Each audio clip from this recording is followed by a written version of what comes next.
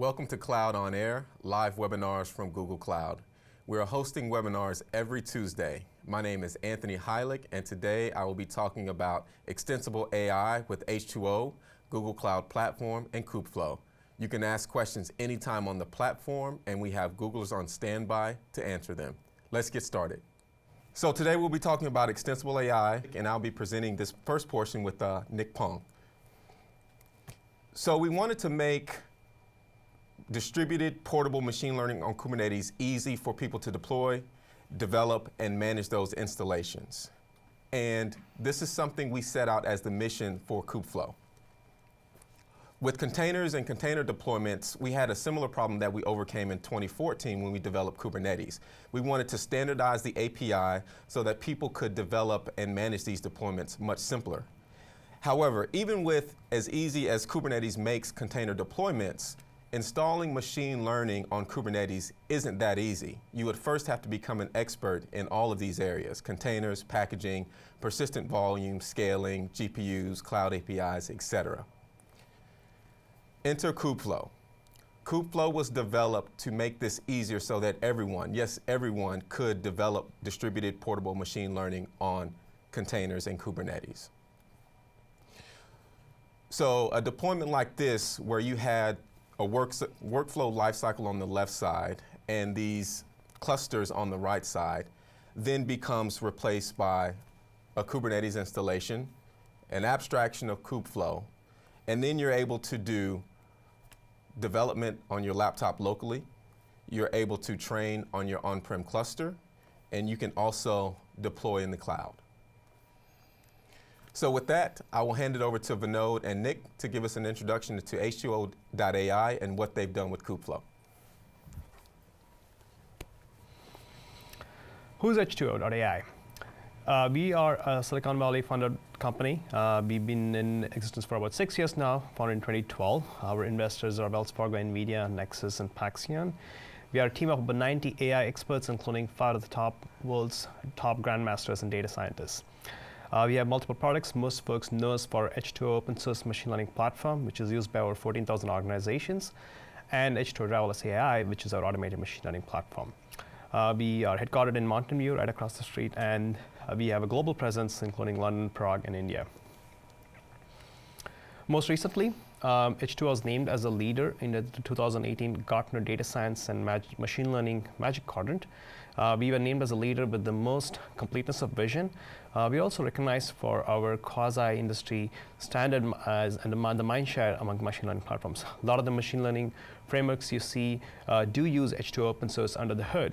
H2O customers also gave us the highest overall score amongst all vendors for sales, success, and support.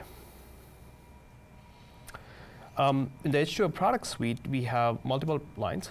We have the H2O open source, also known as H2O Core. That's the in-memory distributed machine learning platform.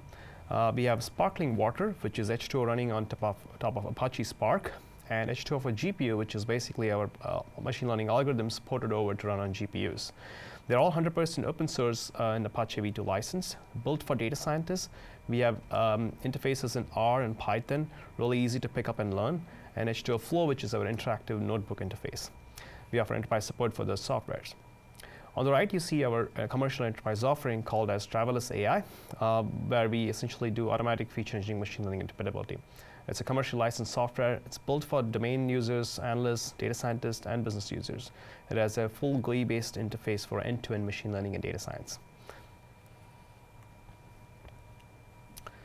So let's talk about H2O-3 first, our open source platform. What is H2O? So H2O is essentially a math platform which provides basically an open source in-memory AI engine that provides a whole bunch of parallelized and distributed algorithms, popular ones like GLM, random forest, GVM, deep learning, etc.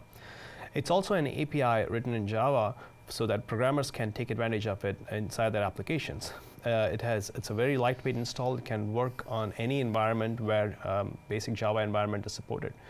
It is built for big data. You can build lots of models with it, and you can use as much data as you have without sampling. So the algorithms in H2O, if you take a look at it for a second, we cover the most commonly used machine learning algorithms, including statistical algorithms like linear models, naive Bayes, ensemble tree methods like random forest, gradient boosted machines, and we also have a bunch of stacking and super learner algorithms built in. We also support deep neural networks, including autoencoders, feed-forward neural networks, etc.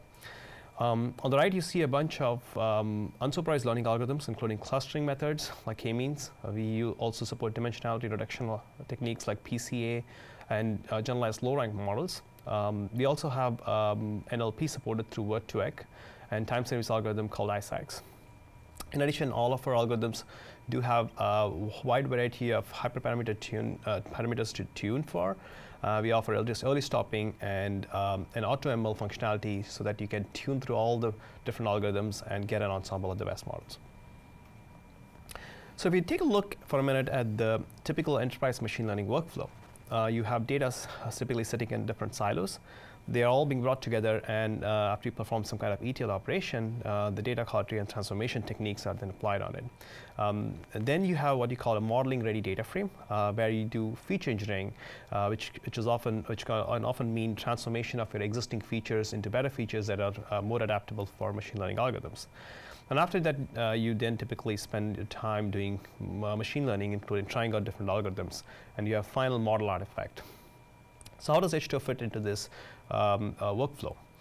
So with H2O, you can ingest data from a wide variety of data sources, including most common on-prem and cloud data sources. So if you have data sitting in HDFS or Google Cloud Storage, for example, or any other database, you can pull data into the different connectors that we support. Once data is brought into H2O, then it's basically converted into a distributed key value store. That's the H2O data frame. Once data is in there, you can apply a whole bunch of exploratory techniques, feature engineering, and model building algorithms, all of which are fully parallelized and distributed, and that's the center of the platform. For the user, they can use this through this REST API, which supports, which in turn lets you use through R or Python or H2O-Flow, or if you're a programmer, you can directly work from Java or Scala. But for the end user, it's all fully abstracted. They see a single H2O frame where they can operate on and apply all these different techniques.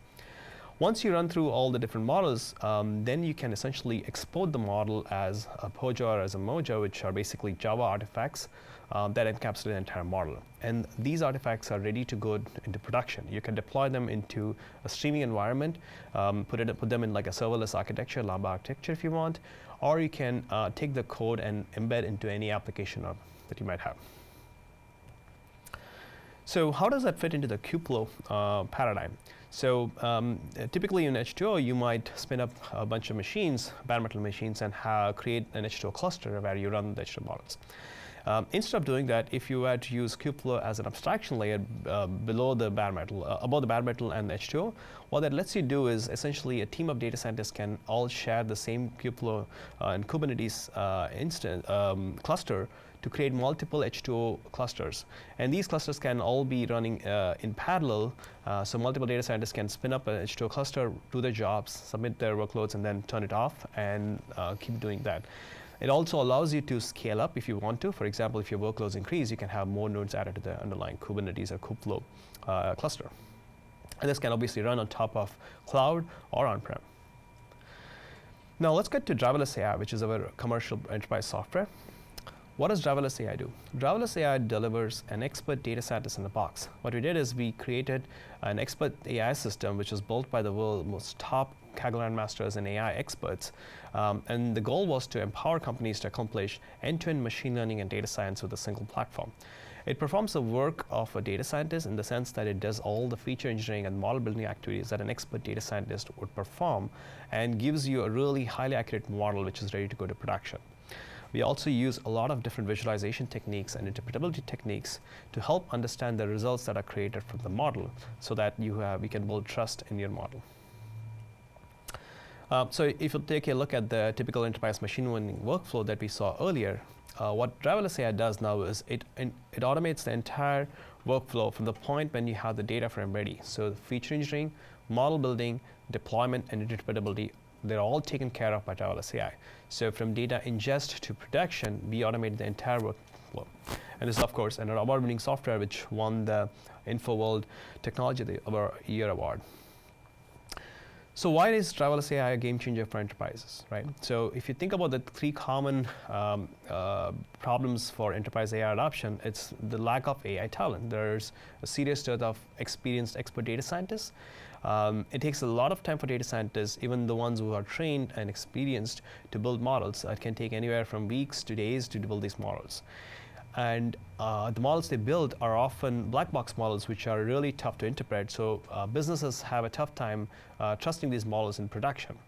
So what do we do with Driverless AI is essentially solve all these three problems by offering a digital data scientist, essentially data scientist in a box. We automate the entire machine learning workflow using GPU-accelerated machine learning so that the time to build a model goes from weeks to hours. So we are drastically reducing the time taken. And finally, we do offer explanations and interpretations for all the models that we built in Driverless AI. So that helps build trust and transparency. So you can put these models into production knowing how and why a prediction was being made. So when we look at Driverless AI, how well do we perform? We took Driverless AI to task by letting it participate in some of these Kaggle competitions. And what we found is that out of the box, Driverless AI comes in the top 5 percentile in most competitions, and in some competitions it does come in the top 1 percentile. And if you look at the people who beat Driverless AI, all the data scientists, experts took days and weeks of work, whereas Driverless AI was able to match their performance in a matter of hours. So it provides this automatic feature engineering, model building to give you the most accuracy for your models. So what kind of feature engineering do we perform, right? Very quickly, if you look at it. I know Nick is going to cover that in a demo in a little bit, but essentially we are doing things like automatic text handling, frequency encoding, cross-validated target encoding, truncated SVD, clustering. These are things that experienced and expert data scientists would do time and again to help improve the accuracy of their models. You apply the feature engineering, then do model building, and then see which features came out as significant. And you do this iteratively. And that's what Driverless AI automates. It goes through this entire process iteratively and gives you the power of an experienced data scientist. And finally, let's talk a minute about the deployment. Whether it be H2O-3 or Driverless AI, we always offer full deployment options. Every model built in either H2O or Driverless AI comes with the artifact, Java artifact. It's either a Pojo or Mojo file that's ready to go into production. These artifacts are built for low latency inferencing, so we are able to do sub-millisecond inferencing, and these models can then be deployed into different environments. They can be put on the cloud or on-prem, put it behind a REST API service so your applications can take advantage of it. So we go from the entire lifecycle of model training, management, and deployment. And that's a wrap at this point. Over to you, Nick. Here's a quick demo on some of the products that we have running on KubeFlow. So as you can see on the left-hand side, we have just a quick repo. This is the work that we've been doing between Google's KubeFlow team as well as H2O. And on the right-hand side, we have a terminal window that's open to our Kubernetes master instance, which is connected to a couple Kubernetes slaves. So if you take a look here, I can do kubectl get nodes, and it'll tell me that I have the master as well as 2 slaves connected and ready. And if you do kubectl describe nodes, you can see just exactly what is available on each. So you have the amount of memory, you have the number of pods, max pods available, the number of CPUs per node, and you can see that there are 3 nodes attached. So the first thing that we're going to run through is just a quick demo of Driverless AI, which is our enterprise platform. So if you take a look here, KS component, list ls components, you can see that there's a couple different components here. The first one is driverless, and that's the component that we're going to deploy. Now, because Driverless AI is an enterprise platform, I've pre-deployed it so that I can add a license and we can use it. So if we do kubectl get pods, you can actually take a look and see that Driverless AI is running right here. So the first thing that we're going to do is, so since it's pre-deployed, I already have it right here. basically, this is Driverless AI and the GUI that comes associated with it. There are a couple different methods to ingest data.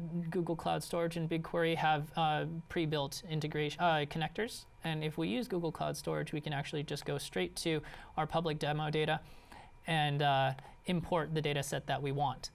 So the data set that's being imported is called credit card train. It's basically a data set for a credit card company from China.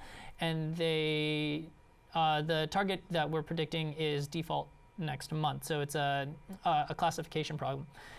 If we click predict from here, you can go to the experiment GUI, which is right here. So if you were to click experiments, this is what you would get after selecting a data set. And we want to select the target column as default payment. Now we do have a couple tuning knobs to tune for accuracy, time, and interpretability. And if we just hit go, it'll start the experiment. Is that from here, you can actually see that the experiment is running. And while this is going, we'll go ahead and take a look at the other parts of our demo. And if I take a look, ls, at the actual components within it, you can see components here, environments, which is just a namespace area where you can have different locations of where the deployments are. So you could have, say, an environment for cloud or on-prem. The components are the important part. The components, if you ls components, is going to show you all the different components that are available to us right now. So I have Driverless AI, which is deployed as or available as a driverless.jsonic component, and I have H2O static, which is the H2O-3 cluster available as a another component as well. These are made available through the repo. So if you take a look here under H2O KubeFlow, you can see, so there's the driverless package, H2O scaling, which is a prototype, and H2O static, which is the standard cluster that we have. And if I do kspkg list, we can actually see these are the available packages that have been added here. If you have seen the KubeFlow repo, it's github.com/KubeFlow, I believe. You can actually see that the best way to import or install a package would be kspkg install. And then the registry name, which is just the file name right here, H2O KubeFlow, / since I already have the other ones installed, I'll just install H2O-3 scaling. So as you can see, it's installed, and if I do kspkg list again, you can see that now there's another asterisk basically saying that it's been installed. Now I've pre-baked a couple of the components, which is why you're able to see them here. But if I were to use ks prototype type use io.ksonnet.pkg.h2o3 static, and we'll rename this something else, H2O3 demo / and then add the necessary parameters, namespace. We'll just call this default. And then here's where you want to add some parameters. So how much memory do you want to give the cluster, or rather each node in the cluster? How many CPUs do you want to give each node in the cluster? Since this is a toy component, since I already have the other one pre-baked, we'll just give it 1 gig of memory. This is not recommended, by the way. CPU, just give it 1 CPU, and number of replicas. So number of replicas being the number of nodes that you want in the H2O3 cluster. So we can name this 4. It doesn't really matter for this specific component. The important thing is the model server image.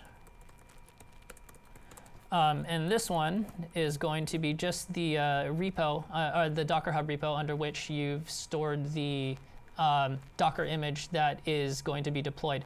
So in this case, you can actually look back in the repo. It does exist Docker files, and any of the Docker files are available here for you to build and host on one of the Docker Hub on your Docker Hub repo, or another location locally. H2O3 KubeFlow.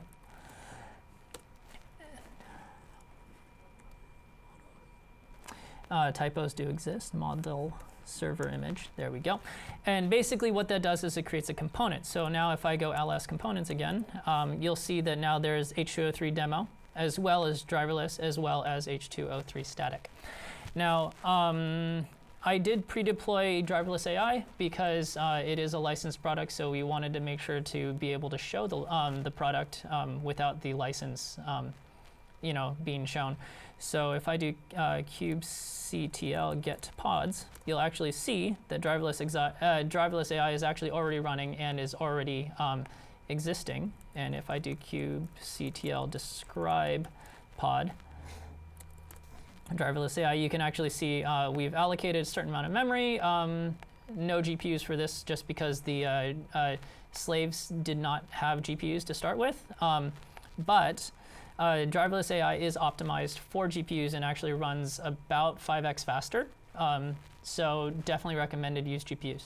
So this is the Driverless AI GUI. So this is what you get when you attach to the Kubernetes instance through KubeFlow. Now you can ingest data through a couple different ways. There's built-in connectors to Google Cloud Storage as well as Google BigQuery. We'll use Google Cloud Storage for now. H2O, GCS, public data, demo data.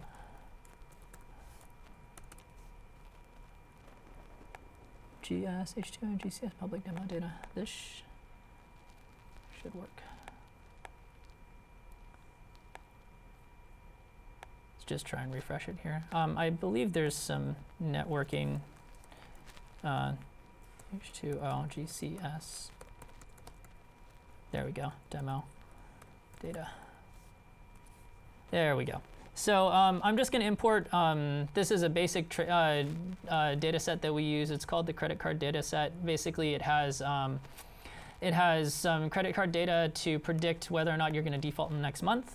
And while I run through the rest of the demos, I'm going to actually run this in the background so that we can get an idea of what it looks like at the end. So basically, all you have to do is click predict and just and basically select which column you want to do the prediction on. If you have a validation data set, which we do, we can add that.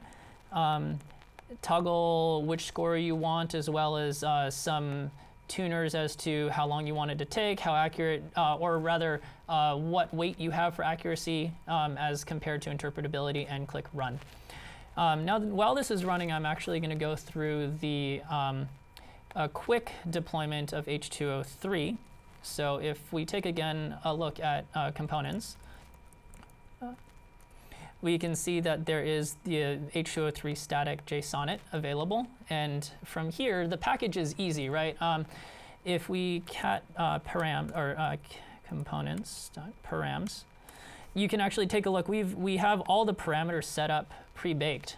So once you have a component set up, you actually can just deploy this wherever and however you want, in whatever namespace you want, in whichever environment you want, available through redirecting the connection to kubectl. So you can configure kubectl to connect to your on-prem resources, run a couple experiments, then connect to the cloud in GCE or GCP to run your on-cloud experiments as well.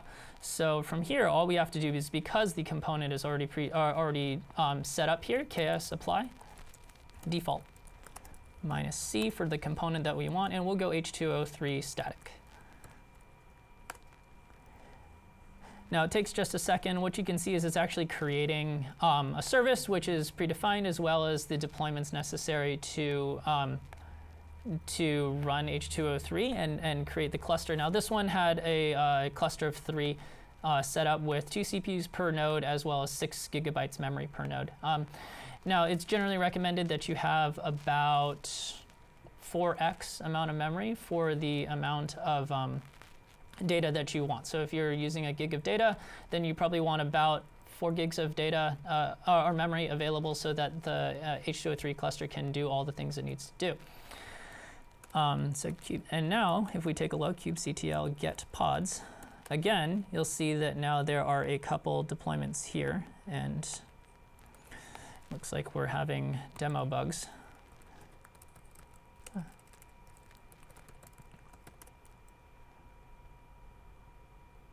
or not.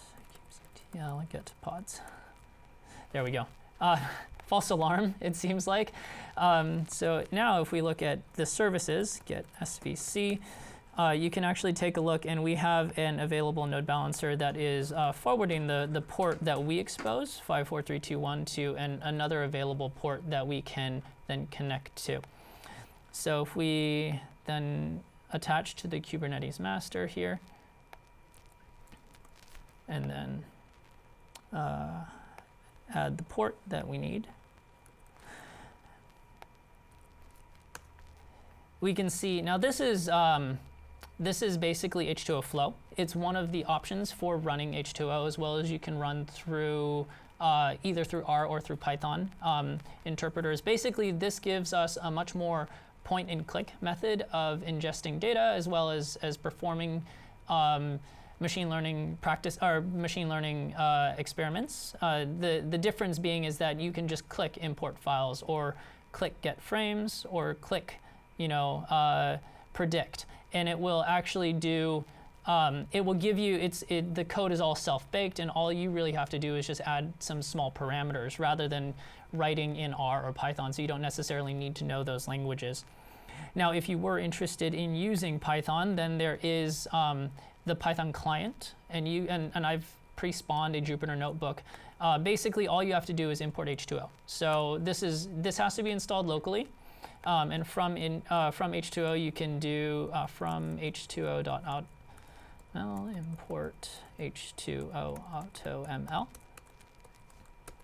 And this is just one of the packages. AutoML is basically a package that will run a very in-depth grid search across multiple different algorithms in order to find the ones that are most effective, essentially, across your data. So from here, now that we've actually imported H2O, and you can actually take a look through H2O-Flow here. If I do admin and get cluster status, you can see that there's actually 3 nodes attached, and you can see some available memory, which is the amount of memory that I've allocated previously. And we'll actually see this in the once I connect here as well. So H2O.init port is equal to, and I'm just going to have to copy paste the port again, or rather the IP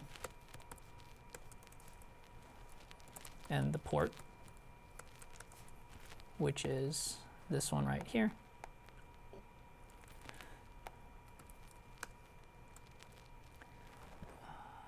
Oh,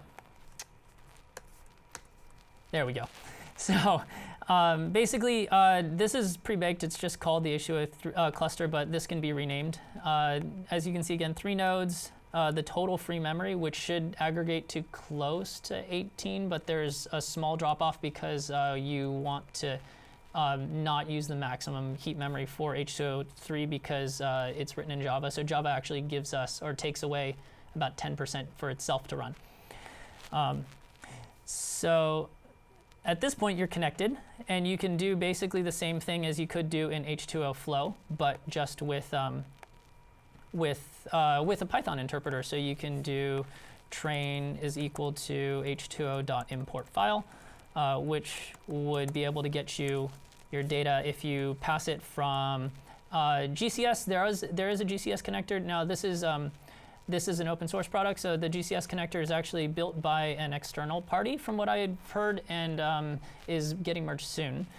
But there's the also S3 connectors, as well as from local source and most anywhere, as long as it's openly available for H2O to connect and grab. So let's, at the moment, unfortunately, there was a minor bug that we were dealing with previous to this, just this morning. So I haven't been able to import any data, but we can take a quick look back at our experiment, which should have finished already. Validation set is missing. Oh, so it seems the validation set that's here doesn't have the necessary column, so we're actually just going to have to rerun, or we can rerun the experiment. But We can go and describe this really quick while we're going through it.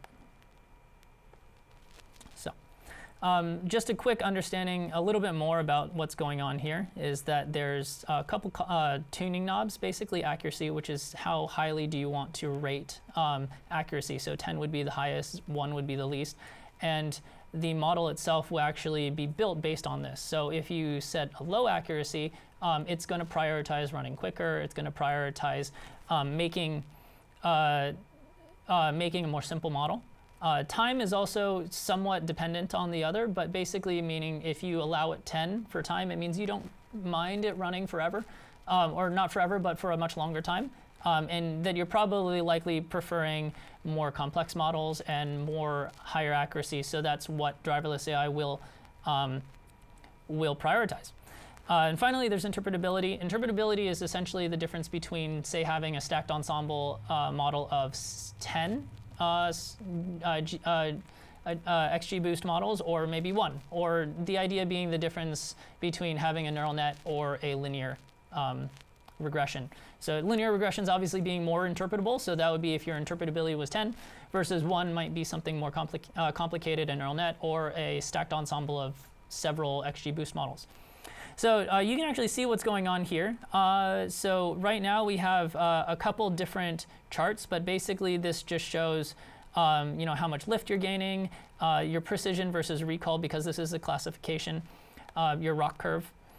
And this is across the number of epochs, just how just the performance that the machine is outputting against your validation data. So because our validation data set was missing a column, it's actually going to just do cross-validation splits. So you're basically taking a section out of the training data set and running on each iteration that as the validation or the validation score. So that's what we're seeing here. It's not just taking the data set and training yourself on it over and over. So what's really cool here is the variable importance, and this is something that Vinod highlighted earlier. Essentially what it is that you can see a couple columns which are like pay 1. This is actually a column that exists in the normal data set. But there's also other data sets like CVT pay 1, which is the cross-validated target encoding for that specific column, which I believe that's actually pay 10, excuse me. So that's the cross-validated target encoding of the column pay 10. So the difference is that one was actually generated by the model and by driverless AI itself, versus pay 1, which was something that just came along with the data set. And since this is a very small data set, it seems to train fairly quickly. And once it completes, it will actually train a final model that can be output as a Mojo or Pojo. So we can actually wait for that to go, since it's going to finish in just a second. And the last thing is, after this is trained, you can actually run MLI. MLI stands for Machine Learning Interpretability. And what it does is it basically takes your more complex model. If you were to, say, have an accuracy of 10 and an interpretability of 1, you can actually take that model afterwards and it'll run the equivalent of like several linear regressions to match what the more complex XGBoost model is doing under the hood, so that you can actually see what's going on, see the reasoning and the decision making behind our more complex model. In many cases, like certain verticals like the financial vertical, this would be very important. So from here you can actually see, so this would be MLI. If you click to interpret this model, it'll actually start interpreting it. I can actually close that while it's running. So this is MLI is running right now, and we can actually just go back to the experiment and take a look. So this is where you might want to download an experiment summary, download some logs. If you build the Mojo scoring pipeline, or the Python scoring pipeline, which would be Pojo, this is where you would get the deployment that you would be able to deploy. Quite probably the best place would be in the cloud or on Kubernetes, where it's scalable to demand, and you could use it to make predictions. So it looks like we're running out of time. So I think stay tuned for a live Q&A. We'll be back in less than a minute.